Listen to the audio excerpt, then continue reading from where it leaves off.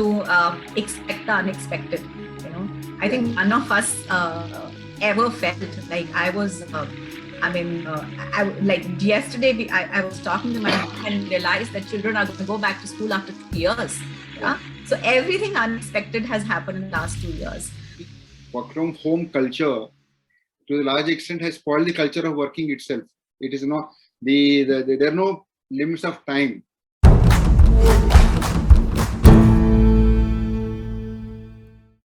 Hello viewers, welcome to another show on the Connect TV.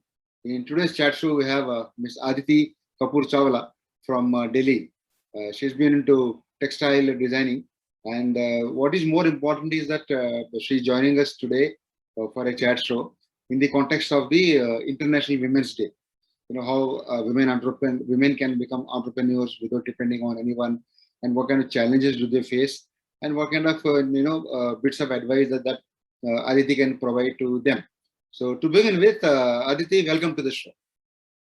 Thank you so much, Mr. Kumar, for this. How did you start off into this entrepreneurship? I was told that the fashion was always in your mind right from your childhood.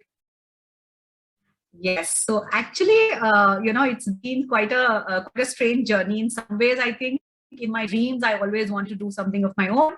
However, how like a typical, I would say, like in our generation, the only things used to be medical and engineering and all that. So while I tried to do my 11th and 12th sciences, and I sat for the entrance exams, but I think that was not my calling, so I never went through. And I got into fashion, which was, like you mentioned, was like something that was inherent in me since childhood, like dressing up and doing things, something that I really liked. And so I did my BSc in textiles and clothing, and then I finally did my master's. And then I got really into the typical export houses, buying houses, and I worked in total about 17, 18 years. And then and then somehow, like I thought enough, like literally one day I said enough, and I left my, I kind of thought that I want to resign and I want to just rethink what do I want to do in my career. So yeah, let's discuss your career part a bit. Where all have you worked? If you can name those companies, okay. And without naming the companies, we can discuss the challenges. So I think in our industry, women are quite a like, since I said fashion, and that comes I would say very naturally to women, or most of the women. I mean, I don't want to be like really subjective here or something, but it does. So in our industry, women do have a they do have a good hold in terms of in various departments, I would say. So I would not really say that I really faced a lot specifically being a woman in our industry. I mean, barring obviously we tend to judge sometimes how people are going to like fit in or not fit in, so if there would be like a very tough situation, then I remember the first job that I joined as a production coordinator.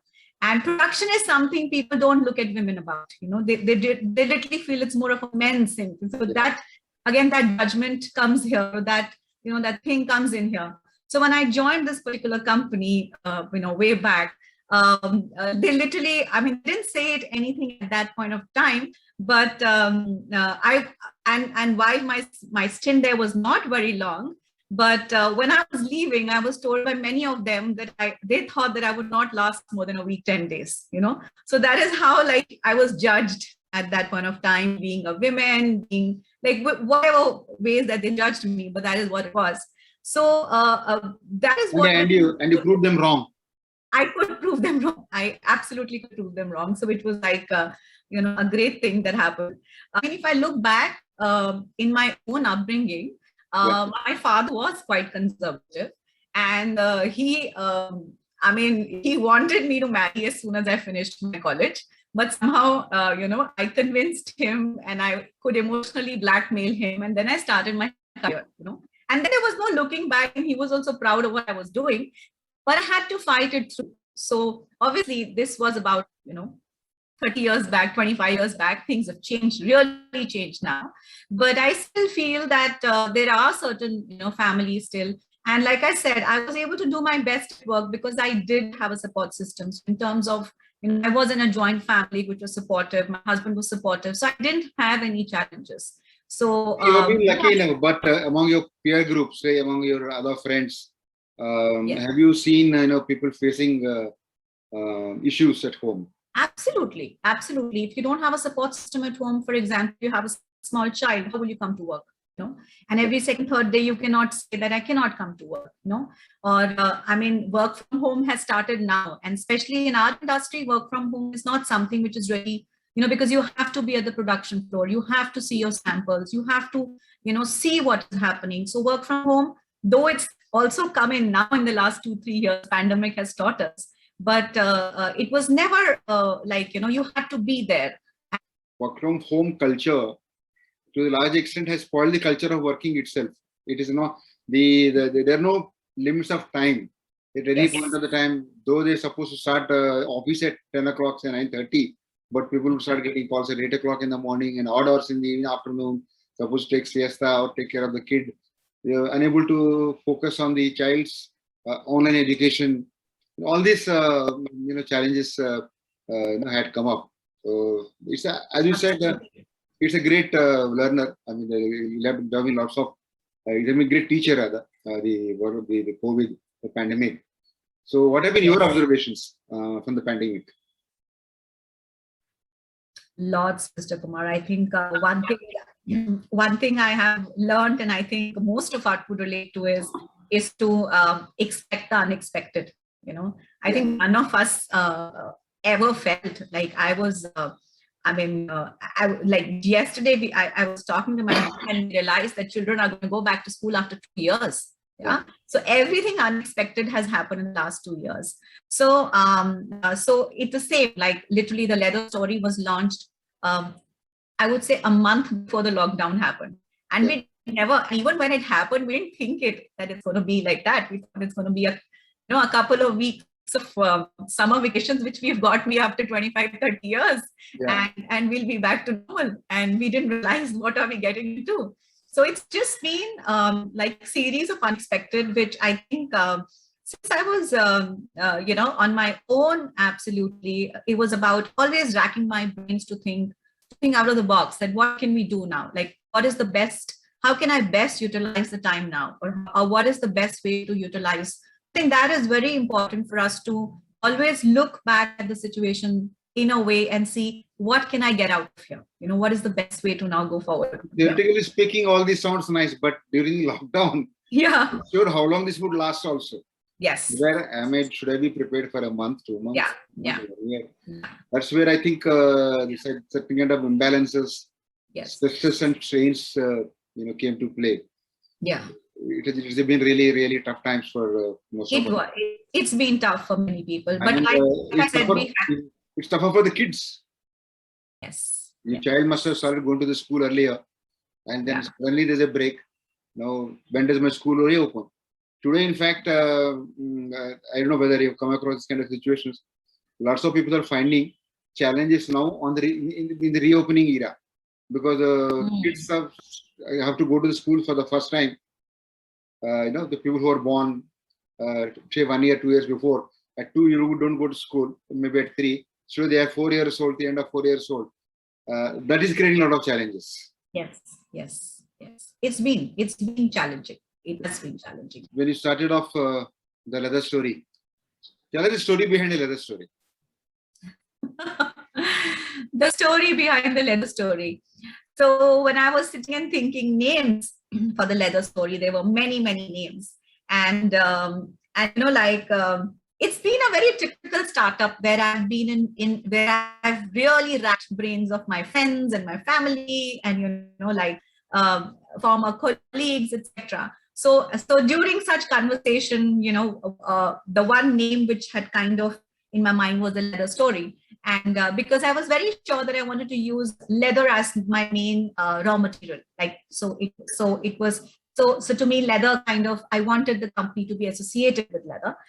So there I was very clear that, okay, and then I really felt that there was a story behind the leather story as to how I wanted to bring leather to the Indian customers, how I felt that, how I actually, when I said I left my job, I realized that there was this gap in the market for these kind of products. So I started researching more, and I actually said, and then there was a story behind everything, like a story behind the leather story, a story behind every product that I was trying to make, as to why I was trying to make that product, why I wanted to design that product, why I wanted that color. And I felt the lifestyle accessories which the leather story is wanting to provide, especially, like the leather story provides, like we want to make your life organized stylishly. So when you are using our products on a day-to-day basis, when you're using a leather story diary, suppose on a day-to-day basis, you'll have so many stories with that diary. So, so the leather story somehow just kind of felt the best to my heart.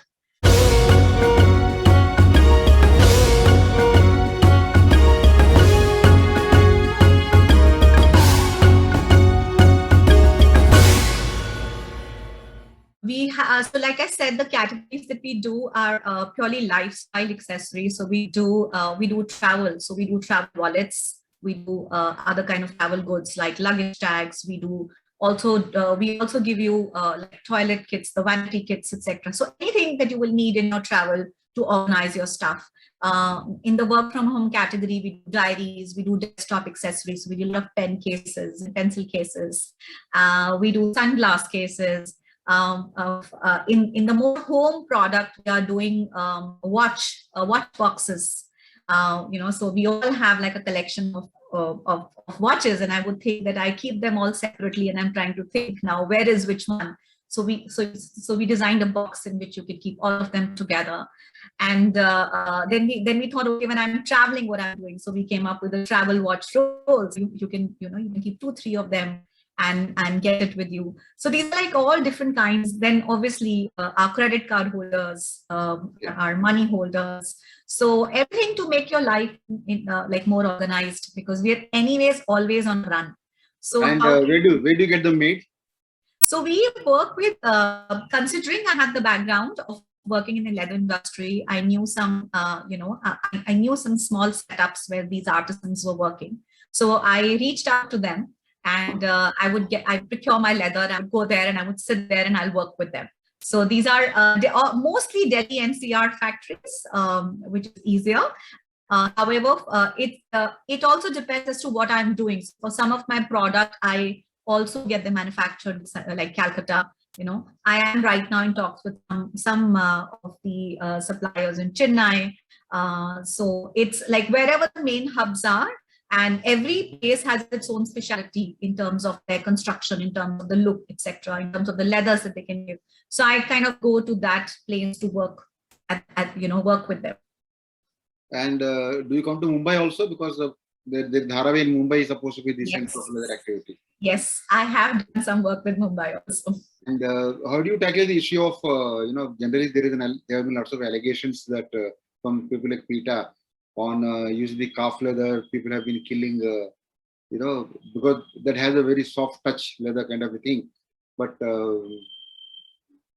at the end of the day, you're killing calves rather. So how do you meet these kind of challenges? So, sir, actually, Mr. Kumar, actually, I really feel that leather is not really understood correctly by people. The leather industry, when we talk about the goods industry, whether it's garments or it's goods, the tanneries actually do not have access to the animals, actually. So the tanneries are actually connected to the food industry. Okay. So actually all the leather goods are a byproduct of the food industry. Yeah. So that is how actually it is a sustainable material, because you're actually using leftovers of the food industry. But this the actual leather that we use, sometimes it catches fungus. So if you're able to, one, we need to take care of how we keep our products. If, for example, if it catches moisture, then instead of just keeping it away, we should just kind of wipe dry. Like so leather has to be taken care in a proper way, like you would do to your silk items or your wool items. Yeah, we always, either dry clean them and keep them in a better way and all that. So similarly, leather also needs to be kept like properly, and then it's kind of lifelong. It'll last your life, like that. That's true. So it's just about maintaining them correctly. Then they usually you would not face such problems. Okay, let's talk about the entrepreneurship and the challenges thereof for women in particular. Sure. So, if a lady or a girl decides to be on her own today, of course, the Prime Minister says there's a lot of startup opportunities are there. There were only 400-500 startups once upon a time. 60,000 startups. So, if somebody wants to start up on her own, what are the basic tips that would you like to give? I think some things are so basics that as I was working for almost 20 years before I started my work. So I never thought I'm going to face any problems and started. But there are certain basics which we as women never think of. For example, there's no property on my name. Yeah, very basic. Yeah, I'm staying with my husband. There's no property on my name. It's his parents' property. So fine. Now I want to apply for my GST.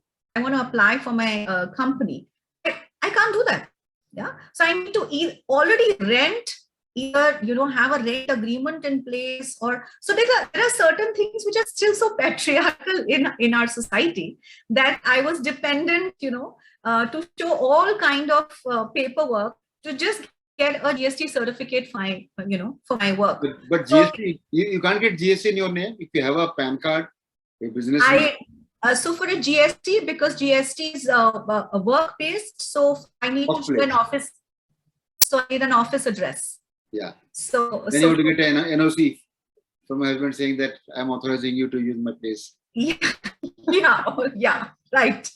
So things like that, and these are irritants. Yeah. So I think these were the little things that we never think of, which we're going to, and I think we must have some kind of a way for people to know these things that they need. But other than that, I feel the one thing that we need to really is believe in ourselves. Have completely believe on yourself is what you can do. And like I said that, and it's not I'm saying just because because things worked out for me, but I really, like I said, I have to prove people wrong at every place. No, but also selecting a particular business line is also, at young age, people could be a bit confused. Should I go into this? Should I go into that? Even if it is fashion industry, should I get into leather? Should I get into clothes? Should I get into garments, apparels? That confusion generally arises. So I think people need to do, as you've done your marketing the study. Yes. Do basic research, find out where as you said, where you found the gap. So marketing is all about gap, finding the gap and trying to fill it. Absolutely. So I think that is what they need to do in terms of really understanding as to the product category, the target group that they want to market. What is the problem they want to solve? Whether it's a service that they want to give, whether it's a product they want to give. Everybody in this fast life is looking for something new or something which can solve their life. Like that is what, when I was looking, I said, I need to solve, this problem of my customer. So how am I solving that? When they know that, when they know, when they know what their target customer is, who they want to reach out to. These are things which are very important. They need to get into the nitty-gritty. So really the research work is very important in any kind of a startup. Any kind of a work that they're doing, because that's going to then make them absolutely confident of what they're doing. So actually getting support from home is also very important. I think that's where the shows like this and like the Shark Tank, they should be addressing, targeting the parents and the families also to support their children, whether they're boys or girls, to be on their own, to think on their own. So that we need to train the parental mindset as well. That, as well as I think even support amongst support amongst the women, even support amongst the peers. A lot of times people are not able to do anything because they feel that even if they go against their family, for example, if they don't have any support outside, but if they do know that they have a community which is standing with them. And that's something, again, I learned when I actually got into this journey. When I was in the corporate world, I didn't even know about this community, that, how we can get together. Because corporate works in a different way.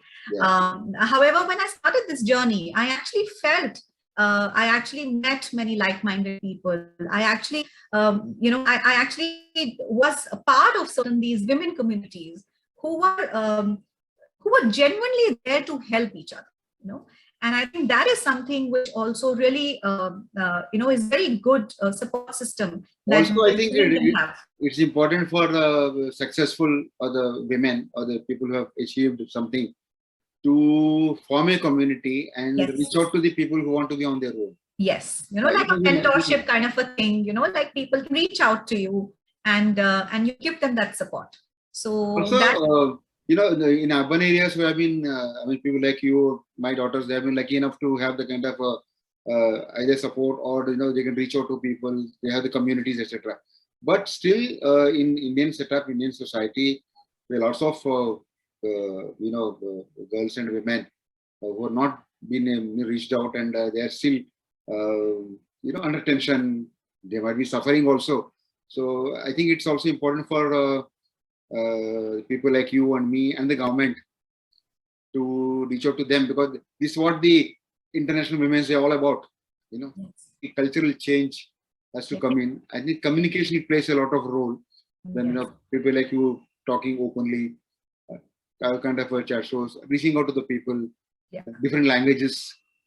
All these things I think collectively contribute. But fortunately for us, I think from the millennials population to the now, of course, the pandemic generation, things hopefully will change for the better. And I hope next 3 to 4 years, 5 years down the line, when we will not be having a necessity having International Women's Day. Yes, I so agree with you. Absolutely, I so agree with you. Let's all work towards that. So thanks, Aditi. Thanks for your time for joining our show. Thank you so much. Pleasure has been on my Mr. Kumar. Thank you so much. Namaskar and stay safe. Thank you so much.